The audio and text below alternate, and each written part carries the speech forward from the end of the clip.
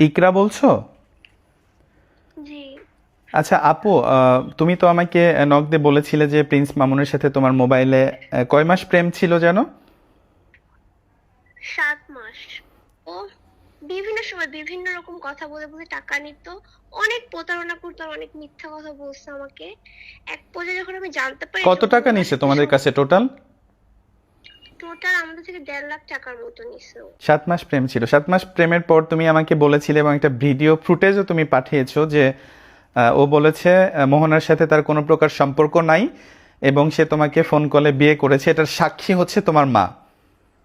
জি।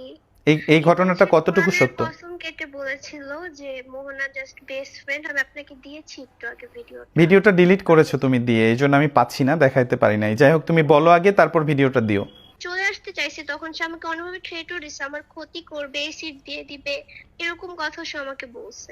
সে ইকরা নামে একটা মেয়েকেও মোবাইলে ফোন কলে বিয়ে করেছে এবং তার কাছ থেকে 1,70,000 টাকা তার মার কাছ থেকে হাতিয়ে নিয়েছে এবং হজে যাওয়ার আগে 40,000 টাকা মামুনের মায়ের বিকাশ নাম্বারে তারা হচ্ছে ট্রান্সফার করে নিয়েছে। আমার কাছে অনেকগুলো প্রমাণ ছিল, সেগুলো আমি মিডিয়াতে হাইলাইটস করছি। আপনারা চাইলে আমি ডিরেক্ট কলে ইকরা যে মেয়েটা, আমি তার জবানবন্দিও নিতে পারি যদি আপনারা চান। ওয়ালাইকুম আসসালাম। হ্যাঁ ভাইয়া বলেন, তবে তার সাথে কিভাবে সম্পর্ক হয় আমি প্রথম থেকে বলছি। হ্যাঁ, একটু ফাস্ট বলো। হ্যাঁ। আচ্ছা ওকে।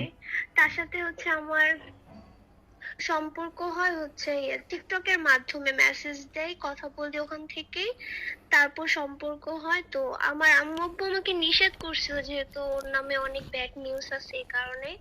তারপরে সে আমার আম্মুর সাথে অনেক ভালো বন্ডিং করে। আমার আম্মু তারপর আস্তে আস্তে ওকে অনেক পছন্দ করতে থাকে, কিন্তু হঠাৎ করে ও হচ্ছে মোহনার সাথে সম্পর্কে জড়িয়ে যায় আর আমাকে বিভিন্ন রকম মিথ্যা কথা বলে যে ওর সাথে মোহনার কোনো সম্পর্ক নেই।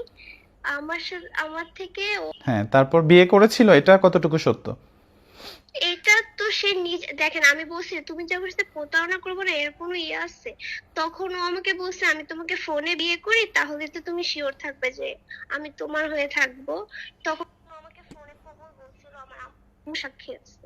ওই ভিডিওটা আমি আপনাকে দিতে পারবো, ওই ভিডিওটা আমার কাছে আছে। আচ্ছা ঠিক আছে, দেখবো। তারপর কি ফোনে বিয়ে করে তোমার আম্মু সাক্ষী ছিল এরকম? জি।